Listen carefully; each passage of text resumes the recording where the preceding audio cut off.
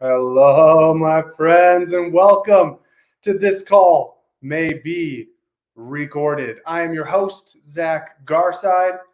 Thank you for coming to episode 57. This is the show where we listen to recorded customer service phone calls and coach them up. It's July. That means it's the busy season for the home services industry. There are a few companies in the home services industry that are not swamped right now.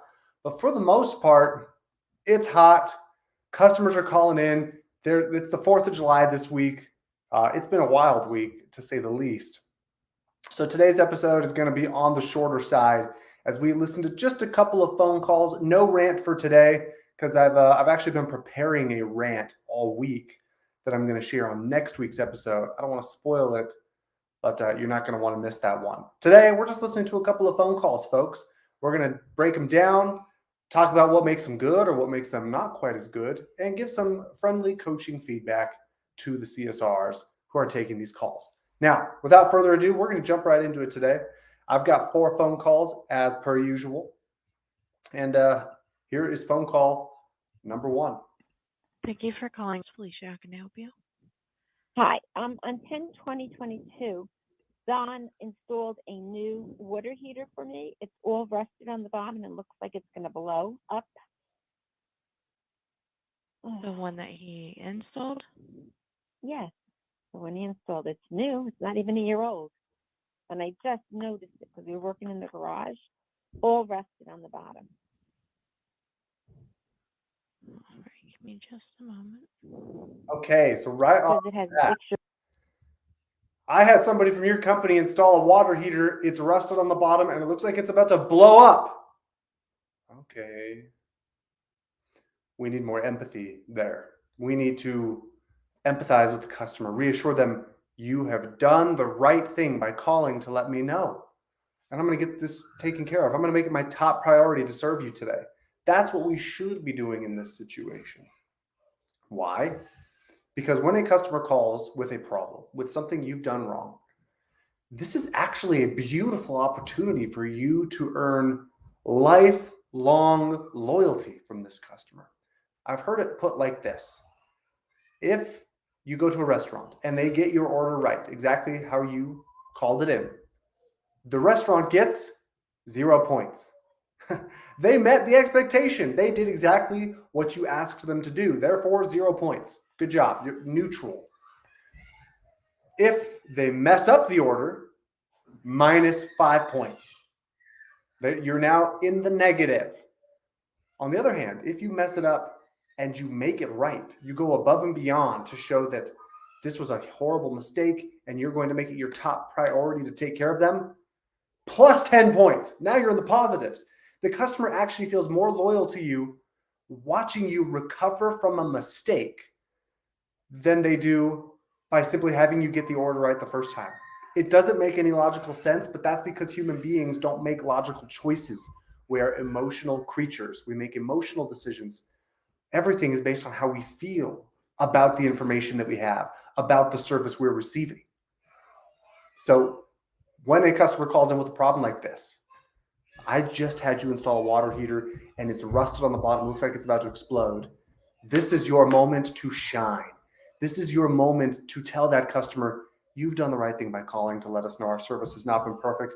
I'm going to make it my top priority to get you taken care of today.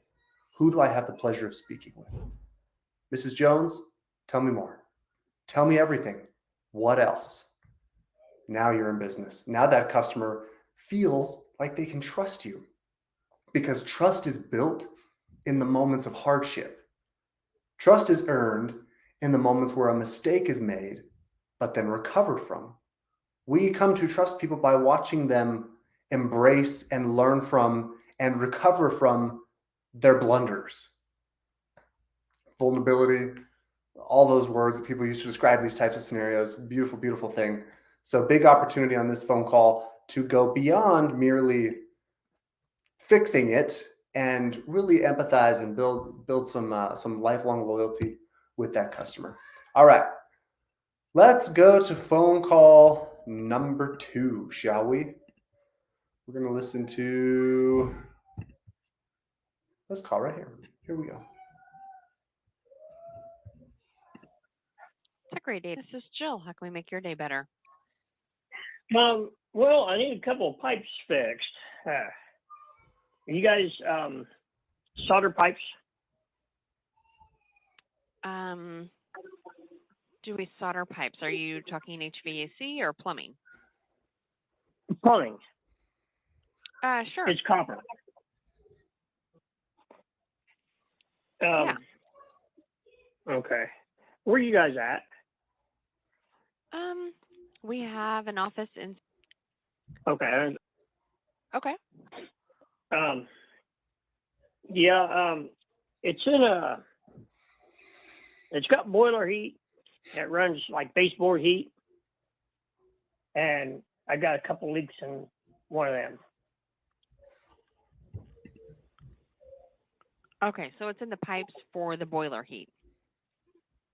Yeah, it's on one of the registers. All right. All right. And how soon are you trying to get someone out there? As soon as I can. That's a good question. All That's a right. good question. Let me get some information from you, and I will see what we can get taken care of for you. Okay. What's your name? Roy? Let's pause there. So a couple things on this phone call. Number 1, if I'm coaching the CSR right now, I'm asking them, okay, what did you hear there? What did you like about that call? What would you do differently? And then I'm going to tell them what I like and what I wish. So what I like is how you ask them, how soon are you looking to get somebody out there? That's a brilliant question to ask. I wish that you would be more reassuring to the customer that we can help. Because it sounded to me like there was a lot of uncertainty in that call, in that conversation. And it's okay if you are uncertain, but we don't want to communicate to the customer, I have no idea if I can help you. And I was getting some of that energy from that call. Now, notice a couple of things I just did in my coaching approach there. Number 1, I start by asking them, what did you hear? What did you like about that call? What would you do differently next time? Then I tell them, here's what I like about the call, and here's what I wish would happen differently. Notice how it's not, here's what I like and what I don't like. Because when you tell people what you don't like, they become defensive. But when you say, I wish that, then they say, okay, I can get better at that. They're more open and receptive to things that you wish would be different as opposed to things you don't like.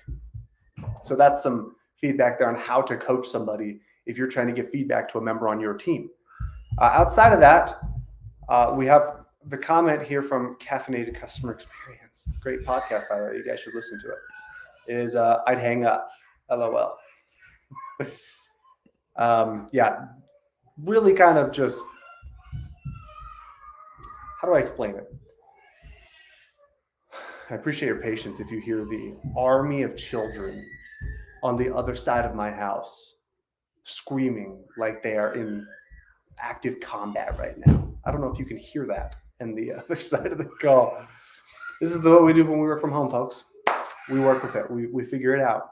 We soundproof the doors. We lock everything. We send them to the other side of the house, but kids will be kids.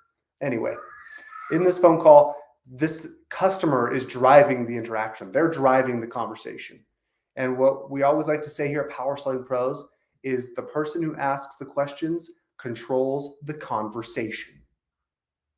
That's the key to this whole thing. The person who asks the questions controls the conversation. In this conversation, guess who's driving? Guess who's in control? The customer. And the CSR sounds extremely uncertain of the whole scenario. Like, what's, okay, let me see what I can do. No, you've got to turn that around and say, if the customer asks, do you guys what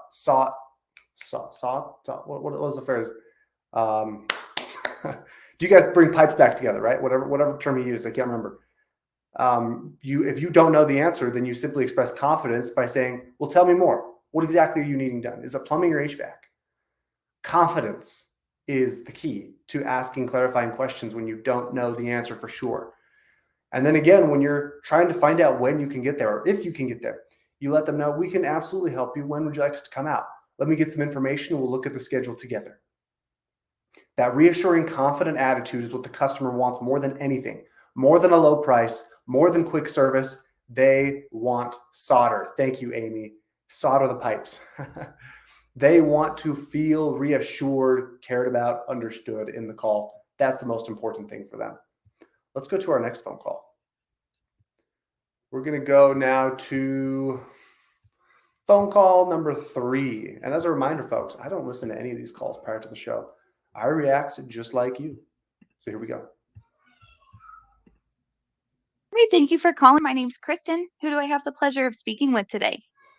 Yeah, Kristen, my name is Harold. I live in this, I'm a club member, and but I need to make an appointment to get somebody out here to check out my sump pump system. Sure. What's going on with your sump pump today? I don't know.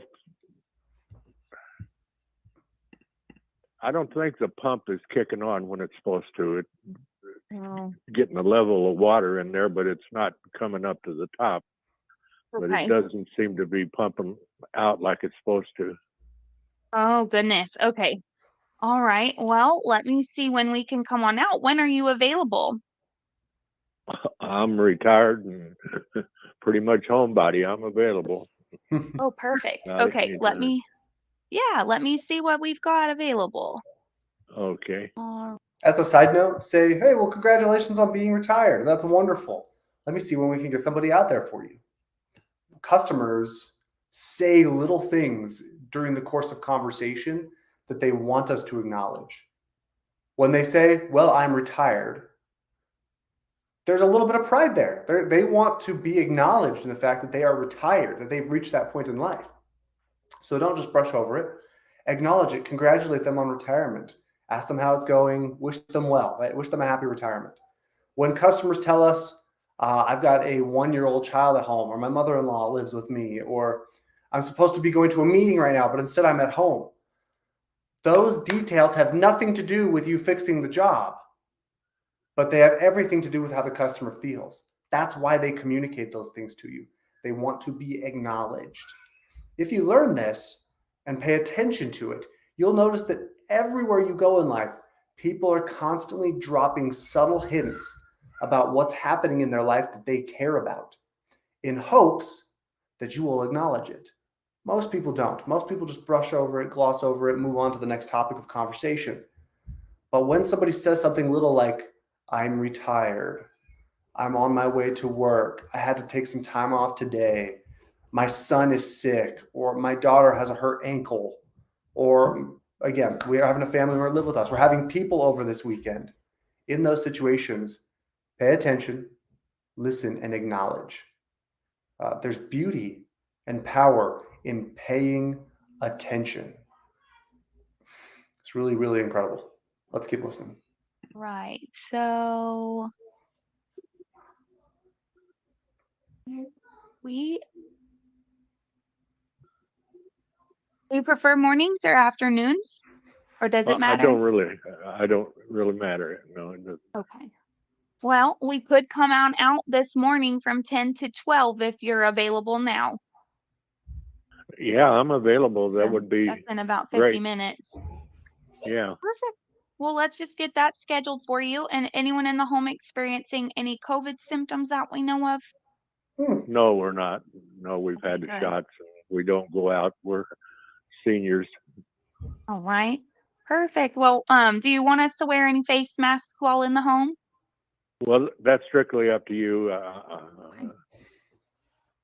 Okay. I don't And mind if you do or if you don't. Okay, perfect. Question. Well, we'll always have them on hand as well as shoe covers. So if you like for us to wear them, just let the service expert know and we can do that for you. Oh, that was terrific right there. Let me point out what was so great about that. Aside from the CSR asking about the face masks and informing the customer about the shoe covers, which, by the way, important details, you get bonus points for letting the customer know about those things. She also referred to the technician as a service expert. Powerful shift right there from what most companies do. Most companies say our guys are going to come out there, or he's going to get out there, or our technician will come out. Well, she called them service experts. And that is a powerful paradigm shift for the customer, because they've been getting bids, learning about service experts. That's different. That sounds more prestigious.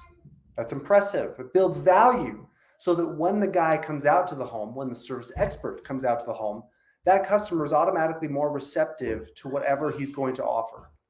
He's going to be He's going to be more receptive to whatever the customer, the service expert, has to recommend or offer or say about the system. So well done there by the CSR on positioning the technician not as a tech, but as a service expert. As a side note, there was a company that we used to work with called AC Doctors, and there are a lot of companies in America called AC Doctors. But we went to this company and essentially asked them, please tell me that your technicians wear doctor coats when they go to the house with the logo on it and like their name badge, because that would just be the funnest customer experience. So unique. If you're competing with other contractors for the job, they're going to remember you. It's going to be really hard to say no to the guy who comes in his doctor coat because he's an AC doctor.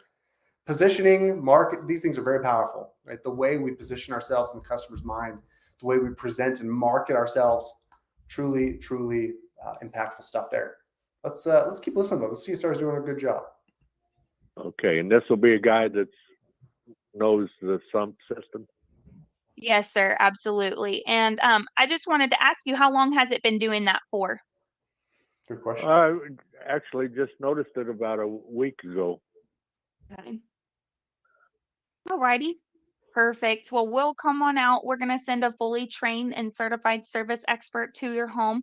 He'll have his fully stocked truck with most of the parts, tools, and inventory needed in order to take a look at that. And he'll go over the findings with you. And then we'll go from there. He'll give you the pricing and all that for repair. Since you are a club member, you will have the waived diagnostic fee today. And you do get the up to 15% off the repair work done for today's visit as well. Oh, okay, thank you. You're very welcome. Well, we appreciate you giving us a call. You said about 10 o'clock? Is that what you said? Yes, sir. I booked you from 10 to 12, so we'll call you about 30 Okay. minutes before we head on out. And then just wanted to make sure you answer that call or send us a quick text that someone's home and ready, and then we can make sure to send them on out. Okay, fine. All Thank you. right. You're very Bye. welcome. You're in good hands. We have been servicing the Metro East for over 30 years, and we do appreciate you being a member with us. We'll see you shortly. It was a pleasure speaking Thank with you. you. My name's Kristen. Bye, Harold. Okay, Kristen. Bye-bye. That was one of the best send-offs to a phone call I've ever heard. From that last like 42 seconds there, where she is reminding him of the benefits of the membership, using his name, bye Harold. My name is Kristen. We've been in business for 30 years serving the Metro East area. You're in good hands. Wow, that was a brilliant send-off. Like, excellent way to end the call. I'm going to save that call for the next time I speak on stage to demonstrate the best way to close a call out. That was brilliant. That customer's not getting bids from anyone else. Let's just be clear. This morning, I was on a consultation with a contractor talking about competing with other contractors for bids. You know, we know that we're going to go out, we're going to give them an estimate. Someone else is going to go give them an estimate. And a lot of our CSRs and technicians feel discouraged that we're losing bids to cheaper companies. And you can tell that the mindset there is we need to be the cheapest. But the problem is, if you get in the race to the bottom, you might win. And that's not a race that you want to win. Customers don't want the price to be low as much as they want to feel valued, as much as they want to feel reassured and excited for the visit. They want to feel trust. They want to feel empathy. It's all about how they feel. That is what it comes down to. Is price important? Of course. But in a situation like what we are selling, home services, septic, plumbing, HVAC, electrical, things that are time sensitive, urgent, customers need to know they can trust you more than anything, more than they need to save a quick buck. What was funny on this call this morning is the contractor said to me that customers will often say, oh, that's out of our budget. What you just quoted us is out of our budget. But then he realized, wait a sec. Nobody has a septic budget. No one has a plumbing budget. People don't have an air conditioning budget. This is not something that people budget for. When they tell you that's out of the budget, that is a lie. What they're really telling you is you have failed to make me feel sufficiently cared about, understood, and reassured that you're the best company to help me. And so I'm going to tell you it's the budget, but in reality, it's those other factors. This CSR did a great job closing that call out, demonstrating the importance of building value, connecting with the customer, making them feel reassured, taken care of. When you do that, they will not be shopping around. They will not be getting quotes from somebody else. They're going to be working with you because it is hard to find service like that on the phone. Call handlers are powerful. That was a great closing, says Caffeinated CX. Barbara says that was very smooth. Amy says, I like her. And Alicia said, yes, remind them of all the benefits of the membership. She is doing a great job. Absolutely, folks. All right, we got one more phone call, everybody. Let's go to the last call of the day.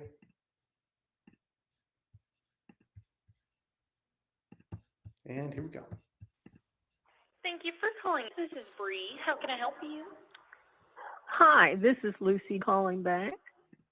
Hi, Lucy. How are you? I'm good. I hope you're having a good afternoon.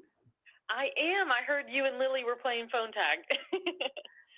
Well, it looks that way, yes. Yes, every time. I'm actually, she actually just ran to the bathroom, but I'm helping train her. This is her second day, but every time it seemed like she was on the phone, we just kept missing each other. So I apologize, but I am definitely happy to help. How can we assist you? Well, our neighbor recommended you to us. We have some kind of critter has eaten through our garage door and it needs repairing, but also it just doesn't stay on the track very well and it may not be level and we need a tune up on it, and we'd also like to get a keypad installed. Okay. Well, we can definitely take care of all that for you. And where are you located? We're in Yeah, okay, I know exactly where you are. Well, let's see when the soonest we can get out there for y'all. Is there a day that works best, or just, like I said, the soonest availability? well, just tell me what you have available. Okay, yeah, let's see. It looks like right now.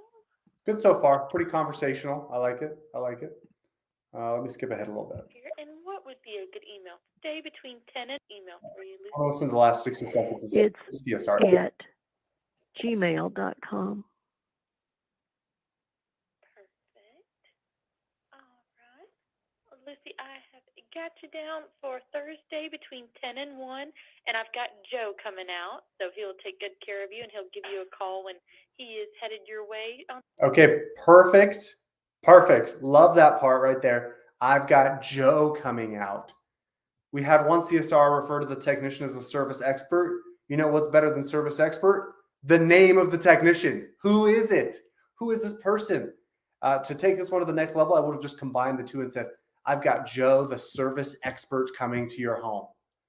That customer, again, they're not shopping for bids from anyone else. If Joe, the service expert's planning to come, they might shop for bids if a technician is coming to their house, but not if Joe, the service expert, is coming out. Thursday. And then just to walk you through how our process works, when he arrives, he's going to do a full 32-point inspection and work up some different repair options for you. We always try to give at least a good, better, best options, but that whole process is all worth $129. However, when you move forward with the repair while we're on site, you do not pay that. It does get waived. But other than that, is there any questions or anything you have for me?